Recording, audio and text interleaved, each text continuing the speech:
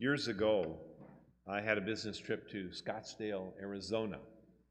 And while we were there, the colleagues had said, let's take a trip to the Grand Canyon. And we were close, so we went up to the canyon. And I remember walking up to the complex, the building there. And of course, you get to the edge of the canyon itself, and there's a steel rail that goes across, a protective rail for a ways. And I remember the sense of laying my eyes on that canyon for the first time. And it was a physical, like a breath, we talk about breathtaking. It was like a palpitation where I went, oh. And I looked out, and down a mile down was the winding Colorado River. It looked like a little trickle, way down there, a mile deep.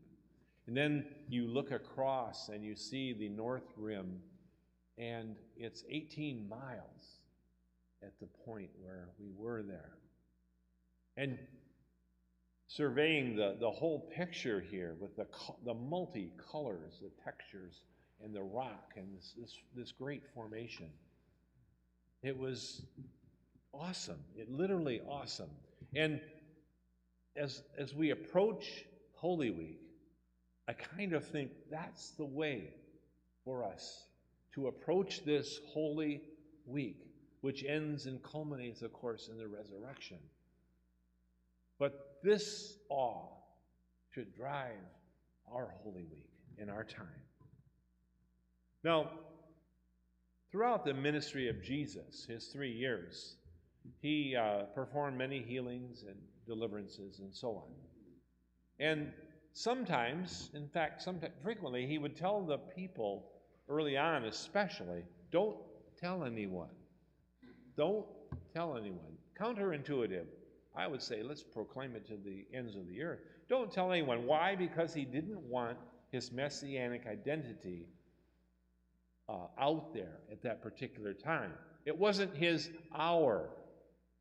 But when we come to our liturgy today, the celebration of the entrance to Jerusalem, Palm Sunday, his hour had come. This is the time when we unmistakably, unequivocally are faced with the messiahship of Jesus. 4 particular ways speak loudly and clearly. The Mount of Olives. Jesus drew near to the Mount of Olives. The donkey. The Hosanna. Blessed is he who comes in the name of the Lord. The cry of the crowd. And the palm branches and cloaks that were cast before his donkey ride into the city of Jerusalem. The Mount of Olives is a very special place. The prophet Zechariah said this, on that day, God's feet will stand on the Mount of Olives. The Lord will be king over the whole earth.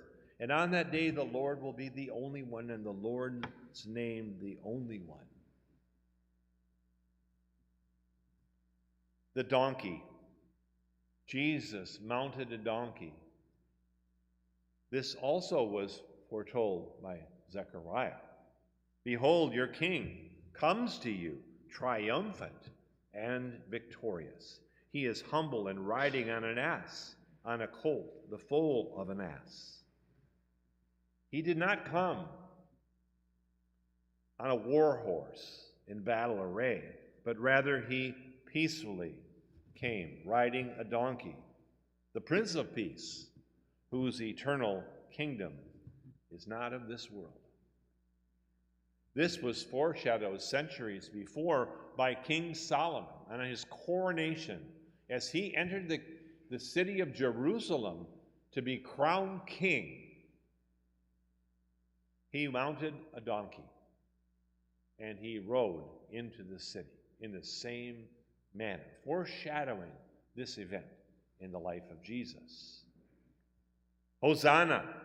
Blessed is he who comes in the name of the Lord. The crowd shouted these words to Jesus. Hosanna means save us.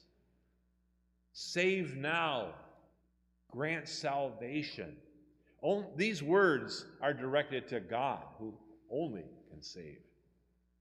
They come from the great Hallel Psalm, Psalm 118. It's a royal song of thanksgiving for a military victory.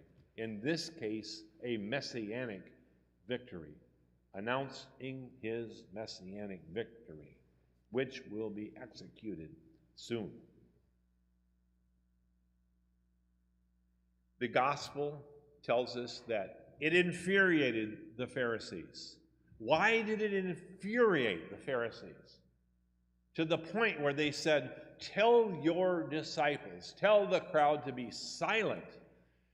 They recognized, they were infuriated because they recognized what they considered blasphemy. These words were directed toward the King, the Messiah. Luke's gospel said that Jesus replied to them, saying, if they keep silence, the stones will cry out. And the palm branches, the cloaks on the road.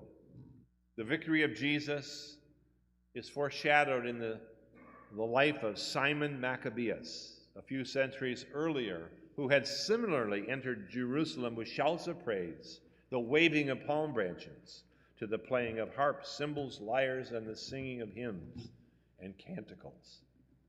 Because Syria, their arch enemy, had been defeated in battle.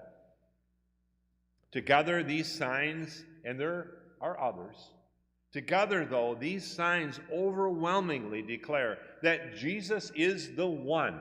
He is the Messiah, and he comes with his face set like flint for Jerusalem to accomplish his exodus, to defeat the ancient serpent, the devil, to free our race from the slavery to sin and the bondage of death through his passion, death, and resurrection. And he invites us to walk with him, to accompany him at this time.